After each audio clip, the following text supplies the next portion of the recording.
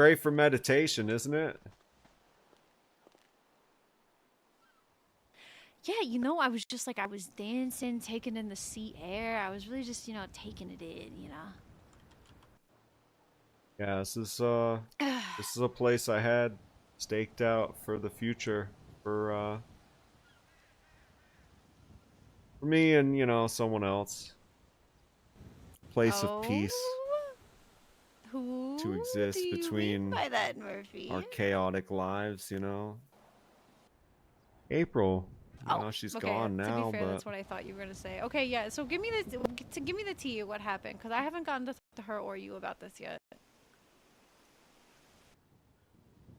I mean, a lot of things happen, but at the end of the day, when I was busy, I didn't show her enough that I was thinking of her, and now she's gone. But I was thinking of her, because, both have really chaotic lives, and we had this little place of peace that existed between that. And I wanted to make that like an actual place, so I wanted to get this place. But, things kind of fell apart before I could, secure it. So now I just got it all to myself. You're just like that guy in the Notebook.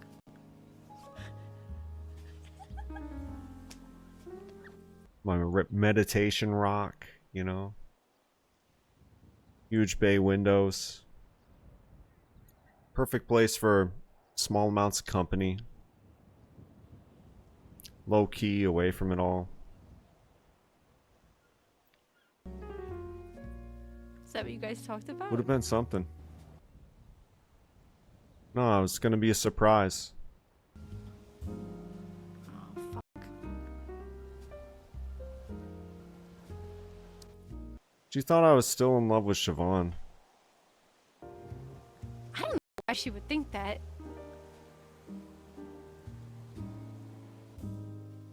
I mean, I can kind of put it together, but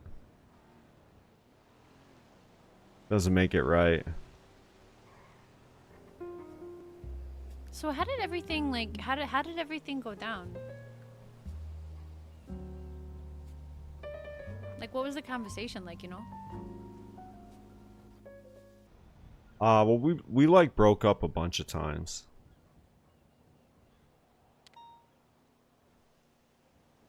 Kind of took a few days, but I think in the end I broke her heart because I didn't think of her enough when I was busy.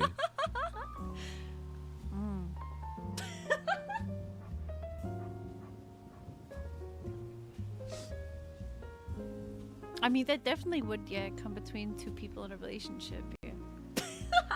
He's so trolling right now. I know. But it wasn't even entirely true, you know? Because I was trying to build something here. I was trying to do something big. Hear that fucking cop like sound? Am I the only one hearing that? What is that? Oh yeah, no, I'm signed in as a fucking cop right now. Oh, so you're It's a getting whole little ping pings right now. Yeah. Oh god, that must be maddening. I mean, you must like I would have lost my mind by now, to say the least. If I hear Yeah, it's not my favorite part. All right, yeah. Yeah, it's the 47s are not my favorite part. Okay, yeah. But yeah, shit has been crazy, and I've been busy at work, paying attention, trying to sort out all this kind of corrupt shit that's going on. Shit that's like preventing people in your position from being able to make a living because of some petty grievances, some criminal shit, you know. And you know, there's a cost to that, and the cost is your personal life. So I'm just trying to do the right thing, Daphne. By as many people as I can, because, you know, I think everybody deserves a fair shake in this in this fucking place. I agree, yeah.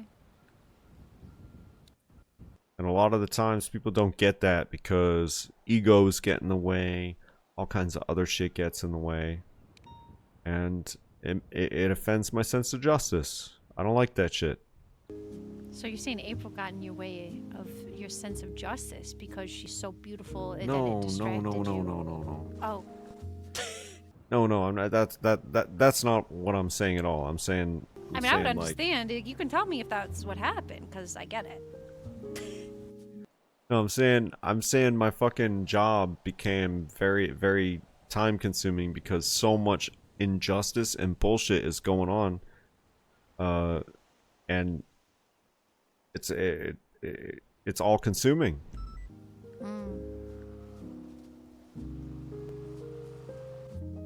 But I never lost sight of the peace I wanted to build here. You know, just kicking back. You could have had a nice little life together in this little blue house, just like the Notebook. You could have had little April Braun foozes running around. And you could name them after a fucking seasons garage full instead of of cars, months. a garage full of cars with little gifts in them. Just It would've been, $10,000 on the just counter days every away. day. More than that. More than 50K just on the counter with Yeah. the eggs and the bacon in the morning, you know? You butter your toast with $100 bills. I'd walk the earth in poverty the rest of the way if I could feel that rich for a few more minutes. Give it all up. Not on.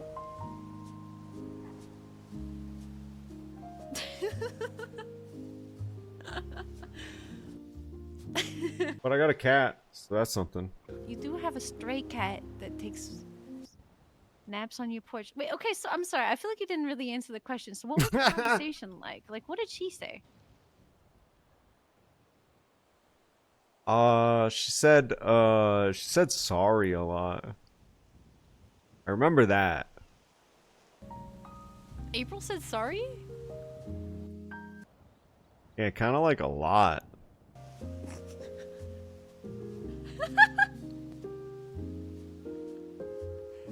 For what?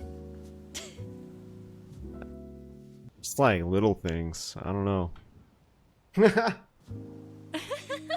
But This is so good. I'm breaking. I don't know, like some of it's on video. The second time the second time was not on video.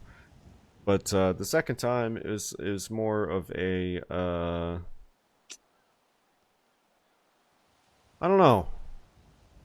It was a strange parting of ways. Oh, I would love to see the video. Yeah? Yes. I didn't know what to think of it. But at the time it was just mostly like feeling like I was not wrong about my gut feelings about things. And so it's kind of like a good feeling. But now it's like, But now you hard to regret take it. what. Like at first it was No, relieving, it's like- and now it's like. No. Here's the thing is like, okay. So now it's like, if I were to take what everybody else says and all the other shit, the like foul shit that people say and think and hypothesize about the whole thing. If I took all that at face value, it would like let me off the hook for a lot of shit, and it would probably feel pretty good. You know what I mean? It would probably be like, oh yeah, I kind of dodged a bullet. But the alternative is like there was really something there, but now I'm realizing like if that's the case, if I don't take what other people think at face value, if I really choose to believe that means like I broke her heart, and that sucks. You broke April Fool's heart. That's not a good look.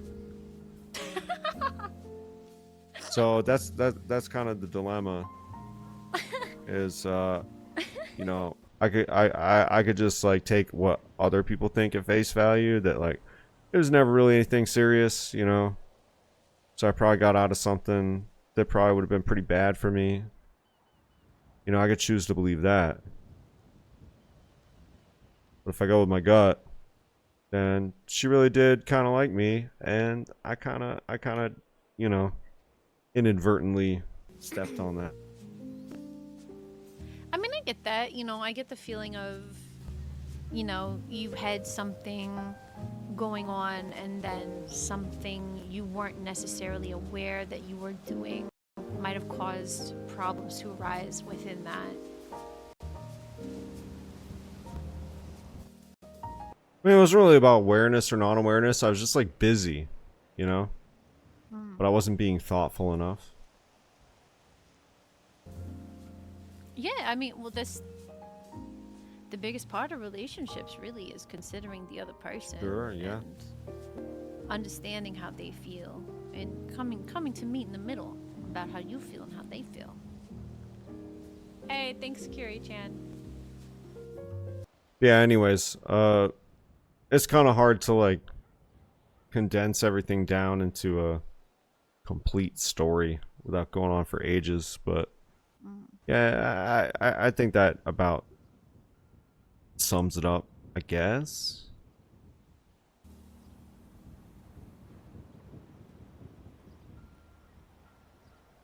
That's tragic. I mean, you know, it's difficult when you're two busy people, both have big major careers and things like that. And how do you make time?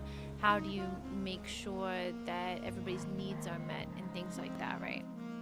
That's why I wanted to make this place, so that we'd always have some place to retreat to and unplug and just, you know, just vibe with just the people we wanted around, you know, because the city can be crazy.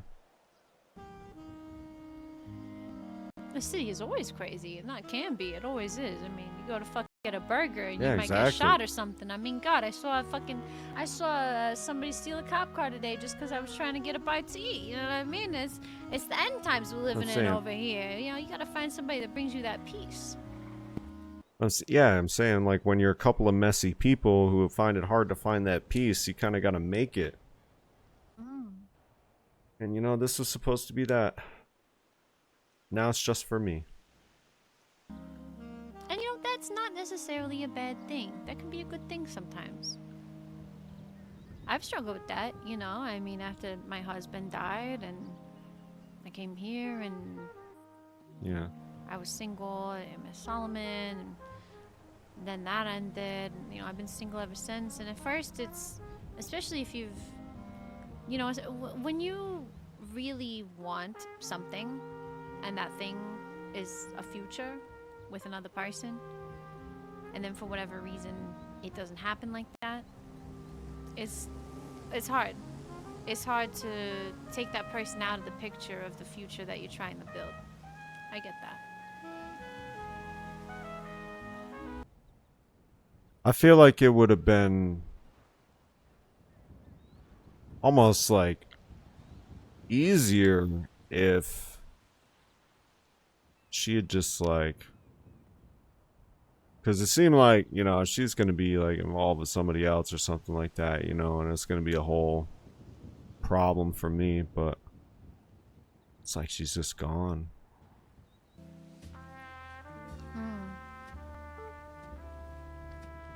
I mean, do you feel like you can talk to her at all? Like, do you feel like you have the ability to reach out to her, or? I mean, I don't know. But I'm just saying, like, you know, it's kind of like a delayed response. I've been kind of cool about this, and now it's like, I feel I just realized, like, I haven't seen or heard from her in quite some time.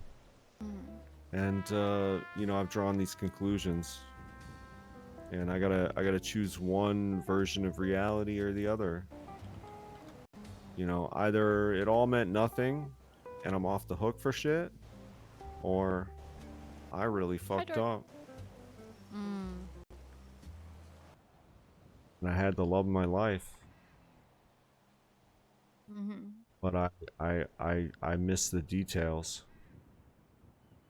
So And that's also very possible. And honestly, looking back into yourself is a very important part of that too, because I think a lot of relationships end, and either or both parties feel something went wrong when it shouldn't have. But some people are too wrapped up in their own egos or their own pride to take a step back and be like, okay, what did I do? What could I have actually done better? Like, if I was going to go back to that person and apologize or try to rekindle things, what about me this time is going to be different to where we're not going to get the same end result, right? yeah, I mean that's like, you know, that's the foundation of regret. It's like what you could have done differently. I don't like regret. I think people should try to avoid regretting things. I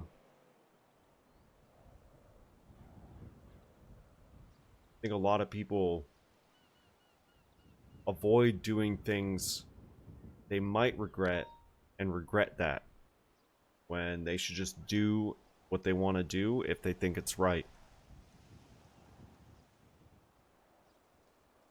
And if they got to live with the consequences of that, then that's fine. But there's no like regret involved. If you do the right thing and there's consequences, you shouldn't regret that because you think it's right.